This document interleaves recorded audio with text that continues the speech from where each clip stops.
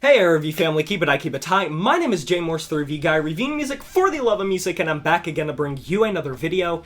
Before we really get too terribly far into November, I wanted to go ahead and do my catch-up series albums I liked, which I have had on the back burner the past 2 months because I wanted to build up something for both months. As a whole, while there were quite a few records that I enjoyed a bit, I would say there were few that I really enjoyed a ton, so I wanted to kind of lump them together. But y'all know the drill. I want to know your favorite records over the past few months. Be sure to let me know down in the comment section below. I can't wait to hear it. Maybe I'll get some new recommendations that I just glazed over. You know, slipped through the cracks. One record I want to give a shout out to that didn't get a perfect review or anything is Anaal Nathrakh's record Endarkenment. One of the most bombastic, heavy, and eclectic records of the year. One of the ones that blend the most genres, and Anaal Nathrakh's approach to just blackened grindcore with industrial tinged elements in death metal is just, it's a lot. So if you didn't give this a chance, I definitely implore you to give it a chance. Gonna be starting off with Napalm Death's record Throes of Joy in the Jaws of Defeatism. In the review, I stated that no other band, or very few other bands, feel as apt to come out with a record in 2020 that encapsulates the state of affairs and the social alienation and the social isolation and just the general ramifications and consequences of the current day that we live in. Napalm Death is just one of those bands that can just give the fuck you to both sides of the spectrum as a whole and make it seem like the most important, urgent thing. I love them. There are tracks that I don't particularly like on this record, and some of the lower doomier, sludgier sections come off a little bit corny and cheesy, but when they're at the top of it, they are at the top of it. And I would put this right up there with Apex Predator Easy Meat as one of their contemporary records that sound great. They're still at the top of their game, and as one of the longest running extreme metal bands, it is so impressive to me, and I have to commend the staying power they have had, and not only the staying power, but the quality control. Next up, I want to shout out the EP by Throane, A Bullet in the Foot. The translation, I'm bad at pronouncing foreign things, so I try my best to stray away from that as much as possible. This is a wonderful black metal record. Specifically post-black metal, the way that Throane, the one-man black metal project, approaches this sound is atmospheric and so hellish. It is only a single track. It's just dingy, it's macabre, it's ominous, it's disturbing, but there's this odd tingling sensation to the entire thing, and I can't go back to it without just feeling bone chilled. I think this went under the radar for a lot of people, and I definitely hope that you guys give it a shot if you haven't already. Not only is it certainly worth your time, it is one of the best post-black metal records that I've heard in a while from a genre that I don't usually particularly like or am that easy on. I have to shout out the EP from Bring Me the Horizon, Post-Human Survival Horror.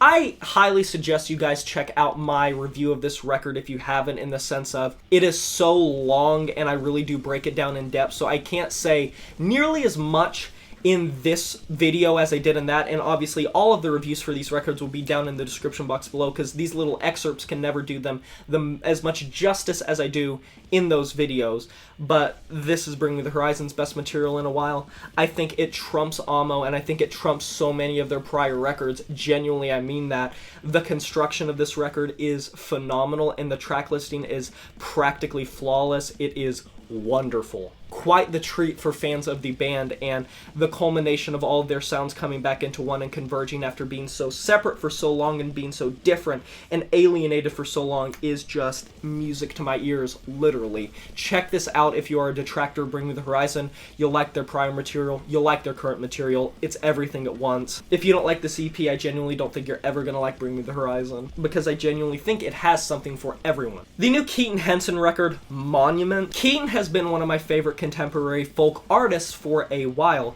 I think that while he is a very imperfect vocalist, he more than compensates for it with soul, with passion, with songwriting. The simplicity and the intimacy of this record just showcases how vulnerable he can be, and for such an enigmatic artist that lurks in the shadows, Keaton's approach to very stripped back folk music and balladry, it sort of feels like a combination of his styles of sort of the classical and the intimate folk and indie music that he has been crafting for a while, him moving in the direction of instrumental-led records and things in the vein of classical music. It genuinely is diverse the more I go back to it, and like I said, he is a very imperfect and flawed person, but he utilizes that to his advantage to craft a record that is just great. So emotionally hitting and sharp to the tongue. Adrian Lenker with Songs, another folk record. Who would have thunk it that there would have been 2 folk records this year, or just in the span of a couple months or 1 month, that would have blown me away like this. This is stripped back in every sense of the word. This was recorded on analog. It is extremely lo-fi. It had a tumultuous recording process, but there's very little for me to commentate on this record besides the fact that, and I hate just falling into this pitfall, but just it's good. What's good about it is very blunt, it's very on the surface, and it's not hard to dissect.